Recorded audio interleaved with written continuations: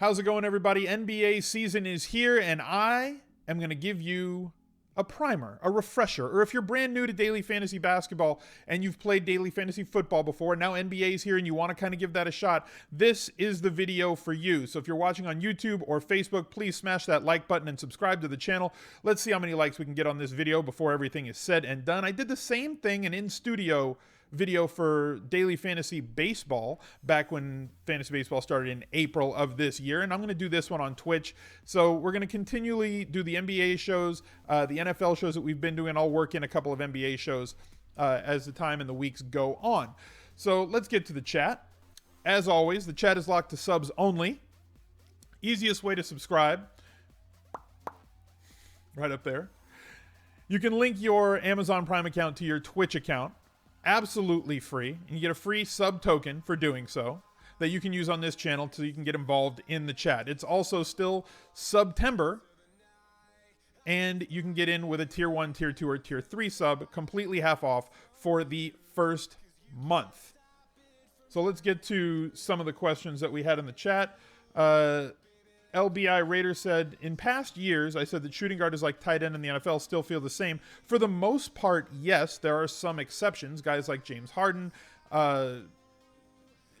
obviously buck the trend because they have shooting guard eligibility, but they do point guard things. Shooting guards typically don't fill the stat sheet. And so as we kind of get to, looking at the scoring on DraftKings, you can see why that is and why that's important. Now, they do get a bonus on DraftKings for a made 3-point shot, but you get 1.25 points for a rebound, you get 1.5 points for an assist, 2 points for a steal, 2 points for a block. Turnovers, yeah, whatever, they're just part of it. When the guy has the ball more and he's going to have high usage rates, they're going to turn the ball over a little bit. Double bonuses, something that most shooting guards don't ever get, and triple-double bonuses very rarely do shooting guards get unless they're specific guys. So yeah, that's why I view shooting guards as kind of the tight end of NBA, right? They're not a position that fills up the stat sheet. Yes, they score, but you can find good players for a little bit cheaper. And outside of guys like Harden, I don't typically spend up at that position. First time NBA DFS, general tips on lineup construction. Okay. Well, it's going to depend on the slate. Everything is slate dependent in NBA, and we're looking for value as best we can find it. This is the opening night slate. It's a 2-game slate. And without getting too much into play this guy or play that guy, I want to get into the philosophy around why you're playing this guy or why you're targeting that guy. So obviously on DraftKings, we have a point guard, a shooting guard, a small forward, power forward, center, a guard, which means a point guard or a shooting guard, a forward, small forward or power forward, and a utility spot that you can use on any position, kind of like a DH in fantasy baseball. You're going to notice immediately that some of the players over here have dual positional eligibility. Point guard, shooting guard eligibility for somebody like Dwayne Wade, Marcus Smart, Rozier, Livingston, whatever on this slate. And there's many more as we get to the fuller slates, 8 games to 14 game slates in the NBA with more teams, more players. You're going to have more players with overlapping positional eligibility to give you more lineup flexibility. So if I can fit a small forward or a point guard into my shooting guard spot, that's something, and they're at a value, that's something I'm more often than not looking to do. Okay, if I can find an extra power forward who does more things than, let's say, a center, I might want to plug a power forward into the center spot. You'll see that a lot of guys at the forward position have dual positional eligibility. Kevin Love available at center, Green available at center tonight, and a lot of power forwards available at small forward as well. So I look to spend on double type players, so power forwards a lot. I like to spend on point guards. It's also possible to find value at those positions, but most typically the thing that I'm looking for the most is players are going to play an increased amount of minutes. As I've said for years in daily fantasy NBA, minutes equals money. The way that they do the pricing for the players is based on essentially their fantasy points per game. Their fantasy points per game, if you break that down even further, every player has a certain level of efficiency that they have on their team when everybody's healthy. They score a certain amount of fantasy points per game, and you can look at that over the past couple of seasons and see if players have progressed or regressed, and if they're on a new team and they're not getting the ball as much, or if they're going to get more usage, meaning they're going to get more shot attempts, more time on the ball, higher assist percentage. Their points per minute, their fantasy points per minute on DraftKings is going to somewhat stay static based on situational outcomes. Now, if they're a 1 point a minute guy, let's just use for an easy round number, and they play 15 minutes a game, that means they pretty much average 15 fantasy points a game. Well, if the player in front of that player, right, the guy that's keeping him as a reserve, is now out that night for rest, or he tweaked an ankle, or he's at the doctor, or he's goes to his mom's house for dinner, whatever. If he's out that night, this bench player who plays 15 minutes a game is probably going to play 25 to 30 minutes that night, right? He's going to move into the starting lineup. So now you have a player that averages 1 fantasy point a minute, is priced as a player who plays 15 minutes and scores 15 fantasy points a game, but is now all of a sudden thrust into a 25 to 30 minute role. So therefore, he should get you 25 to 30 fantasy points that night if everything kind of stays along the same lines. That's how we're going to find the mispriced players on a slate. That's how we're going to find the value on a slate. And that, to me, is the most important thing for you to be able to pick out. Now, how do you just say, well, this guy's going to play X amount of minutes? That's where the skill comes into play. Let's get to some more questions from the chat. Going along with LBI Raider, can you help us relate NBA positions to the NFL? I mean, it's a different game. It's not exactly the same. So I'm not sure that I can just say that, this position fits, 100%. It's not exactly, running backs are this position and, wide receivers are this position. We're paying for volume, right? You want guys who have a high usage rate, guys who take a lot of shots, guys who spend a lot of time on the ball. So the metric stats that you want to look for and you want to listen to are usage percentage, assist percentage, and one of the most important things that a lot of people have obviously paid attention to the last couple of years as it kind of rose to prominence and now has a tool on pretty much every information site is on-court, off-court data. Posterizes, thank you for jumping into the VIP with the tier 1 sub. Show him some love in the chat. So essentially, players will play together, right? A starting 5 tends to play together, and everybody has their certain rates when all these players are on the floor. Well, if you take one player off the floor, using tonight as an example, LeBron James is questionable tonight. He went through shoot around for opening night. He went through shoot around, and they're not sure that he's going to play. He's questionable. He's not going to play 46 minutes. That's a playoff game, right? He usually plays 32 to 38 minutes on a nightly basis in NBA. So, looking at what he does, he's going to play 38 minutes. If he's out, that's 38 more minutes that other players on that team have to play. It also drastically changes who has the ball because LeBron James is a top 10 usage rate guy in the NBA. He uses the ball a lot. So therefore, if he's off the floor, somebody else has to take up that usage rate. Somebody else is going to get more shots. Somebody else is going to have to create for other people. Kodabang, welcome to the VIP with the tier 1 sub, getting in for half off with the extension of September into Subtober. So that's going to be a way for you to find value, is to figure out who's going to be the new guys in rotation if LeBron James doesn't play. I don't think there's any way he doesn't play tonight, but that's aside from this, that, or the other thing. TRG Wacko getting involved with the tier 1 sub. Welcome to the 2 Comma Club. Another new member. In NFL, you try... This is an important thing. Jay Rogers says, in NFL, you try not to tinker. In NBA, you almost have to tinker right before lock. I would say you have to be ready to tinker. Think of it like I'll date myself because I date myself with every one of these references that I make. Think of it like the movie War Games, right?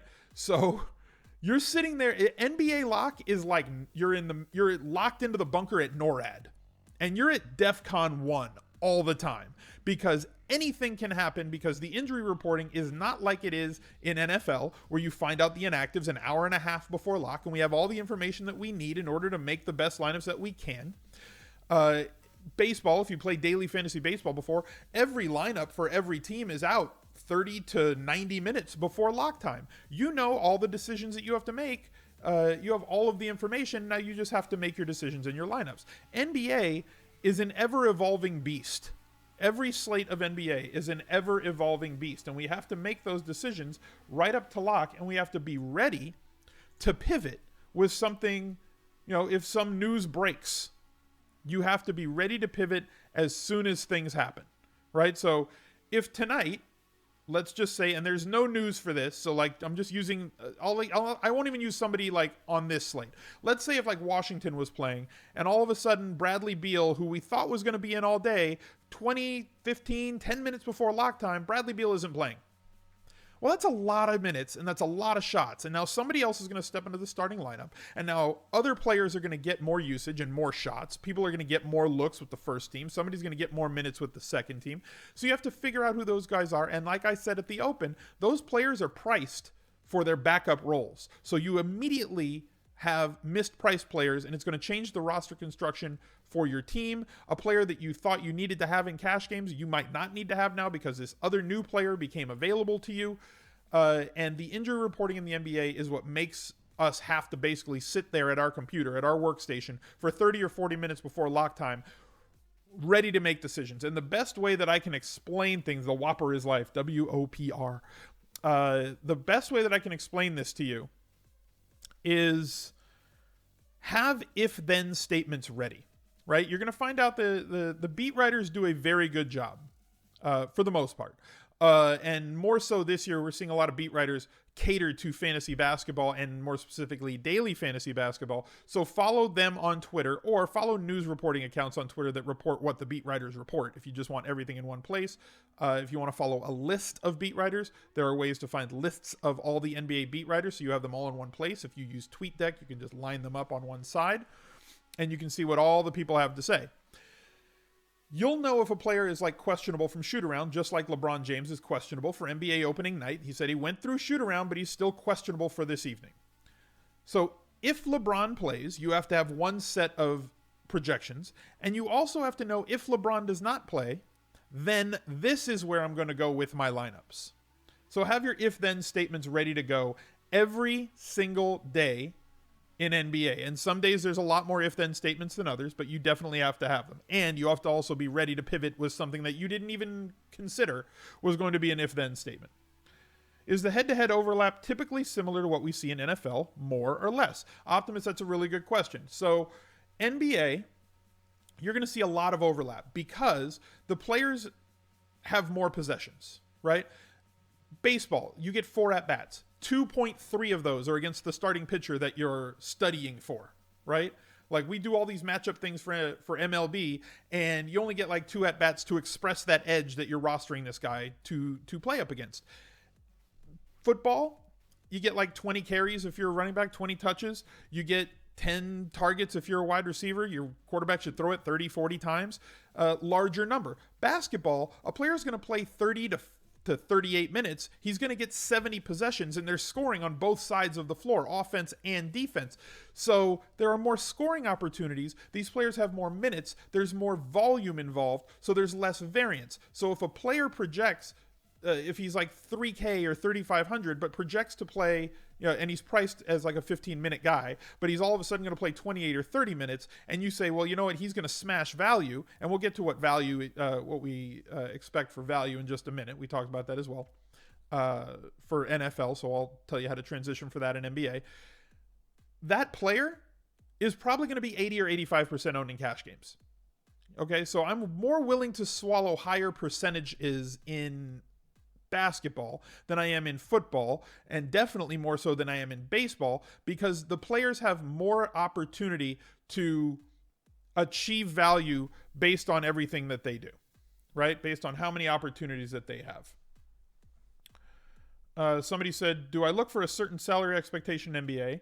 This is DGAF said this, like 3 times salary outcomes for value plays in NFL. So for NFL on DraftKings, you are kind of looking for 3 points for every 1,000 in salary that you spend for your head-to-head games, because that gives you a target of, 150 points. If you get to 150 points, history shows us that you should be profitable more often than you will not be profitable in your head-to-head games. Now, if you want to win a tournament, you're going to have 225 points. The value is different.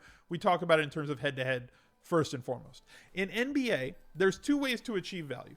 One, the straight multiplier, which on DraftKings, you have $50,000 in salary, as you can kind of see right here. And we're looking to score roughly 300 points, right? If you can get, that's the target score. If you can get to 300, you're doing great. Now, obviously, if the salary is much tighter, if there's less obvious value plays, it's going to be a little bit lower expectation. If it's really loose salary because of players that are out, determined out, creating a lot of value, mispriced players based on things that happened after the pricing came out, you're going to have higher scoring. So 300 is kind of the threshold that you go with. But that's a little stringent.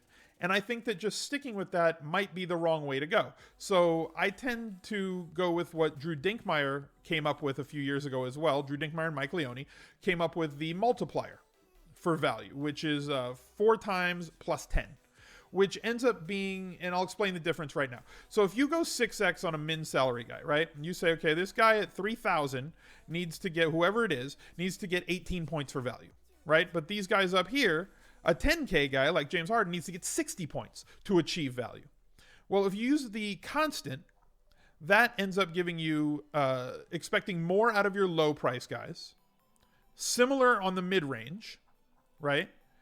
So, and then less from your super high price guys. So with the constant, James Harden would need about 50 points to achieve value. The 3K player would need 22 points to reach value based on their value thresholds.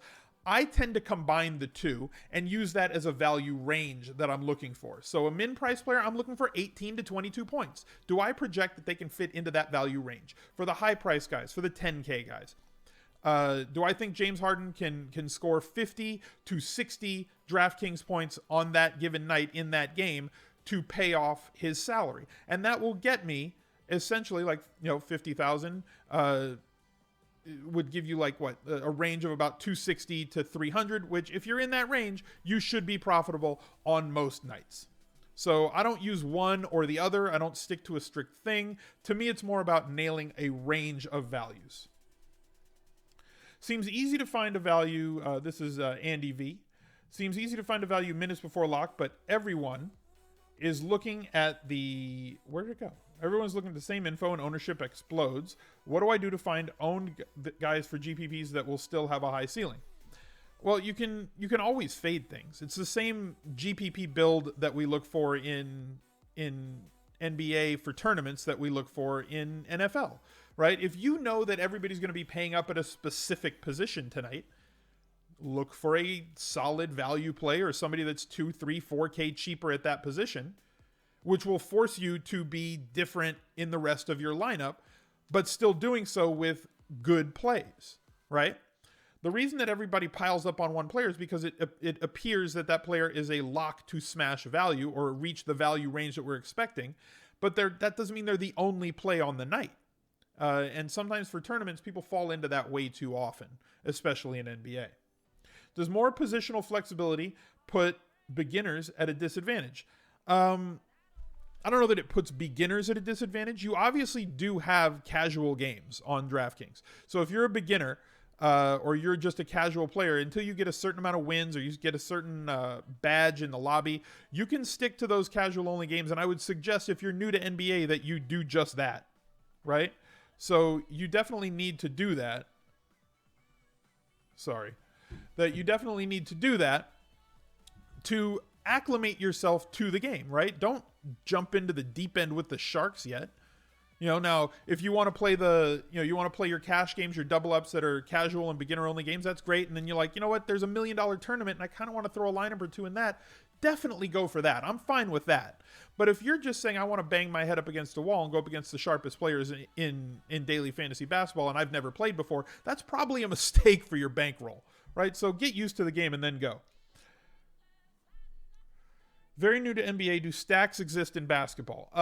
They do, but they're not really that necessary. I would rather stack up value than just say, okay, I need 4 or 5 guys from one team, right? But you can look for games that have higher expected scoring totals, faster paced games, playing a bunch of players from one team that is in a pace up situation. Let's say a medium to slow team is playing one of the fastest teams in the league. So they're going to, they're priced for their amount of possessions that they get per game, but now they're going to be playing up in pace that night, so they're going to get extra possessions, which means more rebounds. They're going to get more assists. There's going to be more scoring for them, so they should be underpriced for that night. So that's also a way to kind of look for a little bit of value. Keep firing those questions in the chat. I really appreciate that. The chat is locked to subscribers only if you want to get involved and ask questions. Click that subscriber button up above. If you use your Twitch Prime membership, it's absolutely free, but it does not recur. It is not a recurring payment, so you have to reapply that every single month. So click that subscribe button. See if you have that Twitch Prime token. You can apply it to continue your sub on the channel. You can also get in for half price with a Tier 1, Tier 2, or Tier 3 sub for a couple of more days. I think it's like 2 more days for that. How do I approach a 3-max entry GPP? I approach it the same way that I do for NFL. I put my cash game lineup in. I'll make a leagues lineup, which is a 2v2 or a 3v3 switch off of that cash game lineup. And then my third entry, I'm going to make a full-on GPP lineup where essentially wherever I feel I have to go in cash, I'm going to go a different direction at those positions, which is going to lead to the rest of my lineup being a little bit lower owned. Vegas reliable in NBA, kind of like it is in NFL. Most certainly. Higher point totaled games have more likelihood of having more possessions and more shots, and you want to load up from players that are going to score more points in more scoring events. Same sort of thing. Play people against the Nets. That has definitely been profitable. Somebody asks, is there a tight end flow chart? Play players playing up against teams that allow a lot of points. And more specifically, play a lot of people. DVP is important. Teams that can't defend the point guard, teams that can't defend posts, look for value that way as well. Shout Ahead 33, thank you for the Twitch Prime sub, another new member of the VIP. What's the difference between a cash game lineup and a GPP lineup in basketball if you tend to eat more chalk? Well, a cash game lineup in basketball, you're looking for players that have really high floors. They can also have high ceilings. This doesn't change from NFL for me. It's the same philosophy. If you're looking at a player for a GPP, if I say this player is a GPP play only for me and not viable for cash, it means that they have a low floor, but they have access to a high ceiling. They could have a big game, but the variance between their low end game and their high end game is very wide. You know, the variation between those two. A cash game play, somebody like James Harden, Kevin Durant, Steph Curry, Kyrie Irving, guys like that, going into games like this, you know that they're going to get their minutes, you know that they're going to get their shots, you know that they're going to get a certain amount of rebounds, a specific amount of assists on average every night. So going into specific games based on their pricing that day, you think, okay, there's a good chance based on their averages, the opponent, the defense versus position, the matchup, that they should be able to reach or exceed their value threshold this evening. That would be a cash game play. A player that's got a little bit higher variance, somebody who doesn't shoot the ball a ton, but might have more shots tonight, somebody who just has a lower floor but still access to a high ceiling is more of a tournament play for me, right? Is chalk more obvious in NBA day-to-day compared to NFL? Yeah, most certainly, but mostly because of the things that I just spoke about, right? You're looking at, you're looking at guys who get a lot more volume in terms of minutes and shots and rebounds and stuff. Do I cap exposure if I'm mass entering? I do, but my caps my caps are obviously higher in NBA than they are in NFL. I have a smaller player pool in NBA than I tend to in NFL. If I'm max entering something, if I'm 20 entering something, I want to have an even smaller player pool and focus on a bit more of a core and sprinkle in some GPP plays. But I tend to see where things are going to go, and I kind of use sliders to figure out how much I want of somebody that night. What ownership percentage is too high to play a popular player? Same philosophy as NFL for me here. If I think that this player has a 60% chance of reaching value this evening, and I feel he is going to be less than 60% owned, then I will not fade that player. If I feel they have a 40% chance of reaching value, but he's going to be 65% owned, then that player makes for a good fade in tournaments. Are there any teams like Denver's secondary? Yeah, typically Utah is a team you don't want to play players against. Memphis typically has been a team that you don't want to play players against. Teams that play really slow and teams that have lockdown players on defense that can shut you down, shut your guy down, playing opposite somebody. You don't want to play small forwards against the Spurs. That's just suicide because that guy has to deal with Kawhi Leonard all night.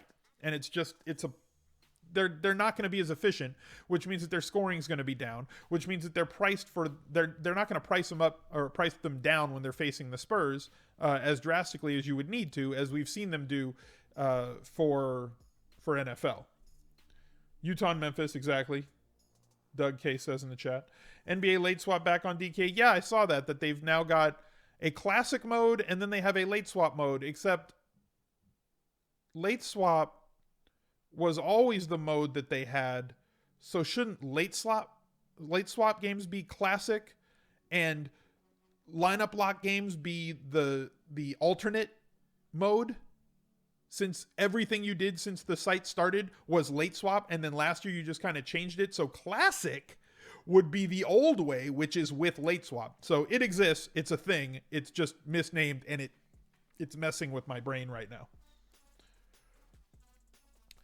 Any nightly locks like Larry Fitzgerald has been in the NFL? Yeah, you're going to find guys like that that are just going to be priced and never move for like 3-4 weeks, and you're just going to hit them up for value every single time. And they're guys that aren't, like they usually end up in like the 6 to 7.5K range, right? I don't know who they are yet because we haven't seen a week's worth of pricing. We only have 2 games tonight. But you're going to find those guys that you're going to gravitate to every single night. Like early last season, I think Carmelo Anthony for like 3 weeks was like 6,500 to 7K. And every night he was getting like 35 or 40 fantasy points. So I just played him like every night. And he reached value like every night. So it was a pretty simple plug and play. So you'll find those players as we go. Gary, I'm not answering player questions right now. This is not what we're doing here. This is more of a strategy show. Question and answers, how to get back involved in NBA. So let's try and stick to those type of questions, please. Yeah, CP Chimps, exactly. It's what you thought. Late swap was classic. It was. It's really messing with my brain. Red Dot version 2 getting involved with the tier 1 sub. Thank you very much.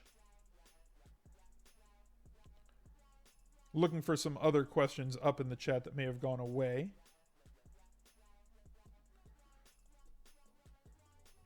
I think I've gotten to all of them. Does anybody else need? What's more common, studs or duds, or an evened out lineup? If stars and scrubs is available to me in NBA, I tend to skew towards stars and scrubs. It's just the way that I go about lineup building. It's the way that I like to play, especially on DraftKings. DraftKings pricing tends to lead itself to stars and scrubs when they have a bunch of 3K guys. When players start being out, that you can just say, okay, I'm going to pick these 2 or 3 3K guys, right? Like, let's just throw like 2 or 3 in there. Like, I'm not even looking who they are, right? Boom, boom, boom. Okay, so like, doesn't even matter who they are. Who cares? So now I have 8.1 in salary left. So let's say all. Then let's pick like 2 mid-price guys. So like 2 guys that are whatever. Now I got 9.1K to spend. All right, so I can get him, and I can get him, and I can get, like I can get whoever the hell I want at that point, right? What position is he? Power forward? Good, so I can move him to forward. Forward. There, 3K guy. Yeah. Do not use this lineup, okay? Like, definitely don't use this lineup that I'm just kind of plugging in, right? So we have, like, a couple of 3K guys. Then we had a couple of mid-range guys. And then don't use this lineup because dudes are out. And then I can just pile this guy in there. And then, okay, I can still totally pile in, like, James Harden with that lineup. Yeah, and then, like, for a center, I have, like, 7,700. So, like, pile him in there. And then I can piece somebody else in there. So, like, like they go there and then like Chris Paul. So like, yeah, stars and scrubs on nights where there's a bunch of value plays where players are out. Stars and scrubs works great for NBA when you've got a lot of predictable value.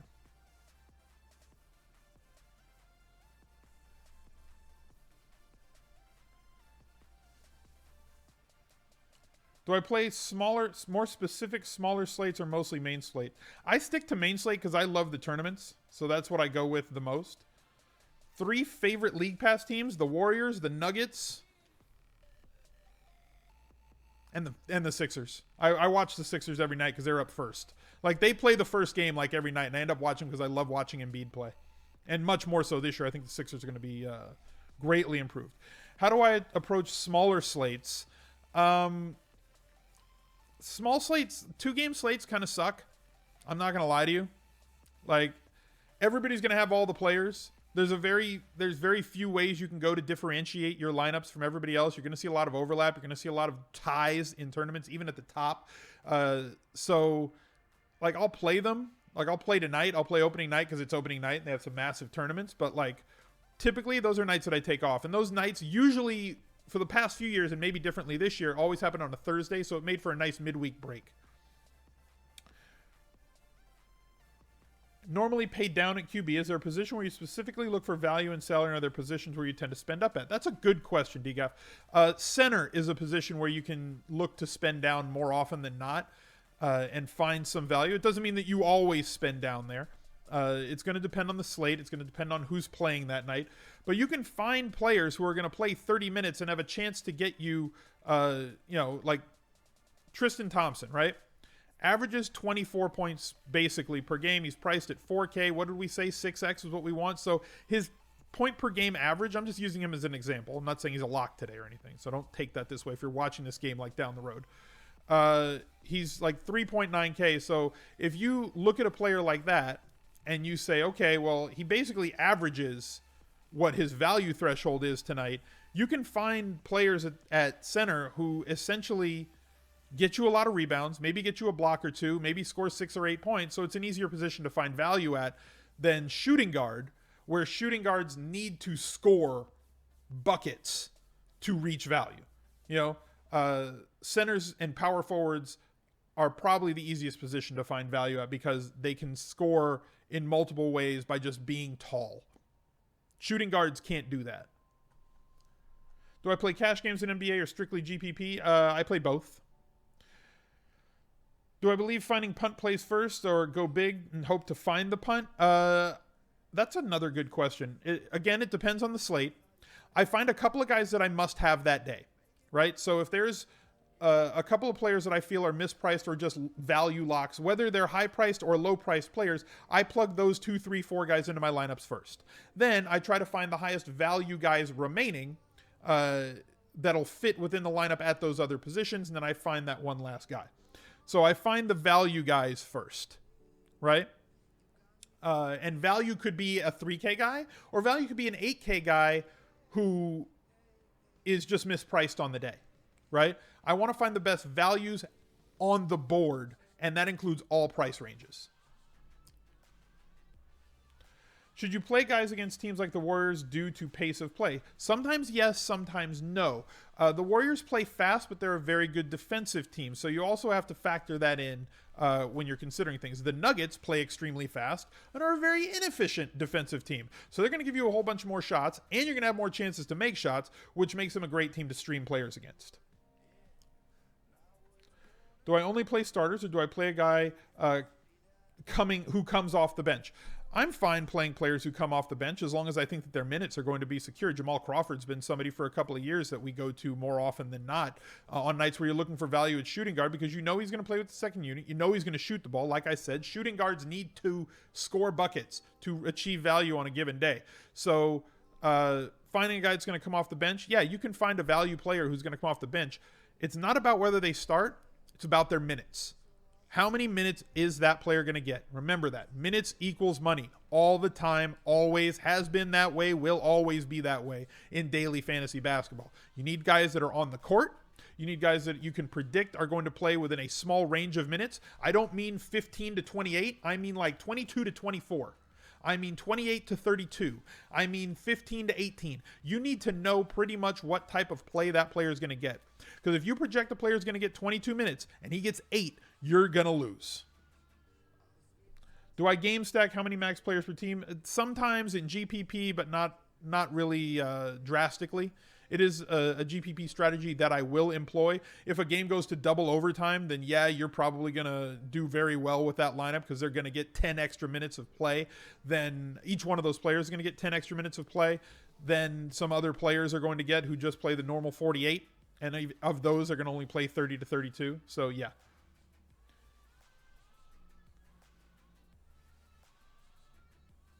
Free League Pass for most people this week. Yeah, definitely hit that up. Absolutely love League Pass. It's one of the greatest things that you need to have. I'm actually getting a new TV setup in my office this week. It's going to be a much larger TV. It's kind of a matrix TV, so I can have like one big game and then like 3 other games across the top. So instead of going with like 4 TVs, I'll have one huge TV that can do a whole bunch of different setups that I want. So watch the games is somewhat important, especially in NBA, to understand the rotations, especially early in the season, the rotations that coaches are going to go with their players. Well, that's going to do it for right now. Thank you guys for tuning in. I hope that this refresher course has really helped you out. I would like to think that it did. Hopefully you guys got something good from it and we can learn moving forward. I will probably be doing more NBA shows as the year goes on. PogChamp. How's it going, Germ? Welcome to the VIP. Thank you for being here today. Every time I do an NBA show, it's going to be locked to subscriber only. The chat will be locked to subscriber only. Anybody can view. I will upload this show to YouTube and to Facebook for evergreen watching on those channels, and it will also live right here on the Twitch channel in the videos. So thank you guys for being here, and we'll catch up to you later.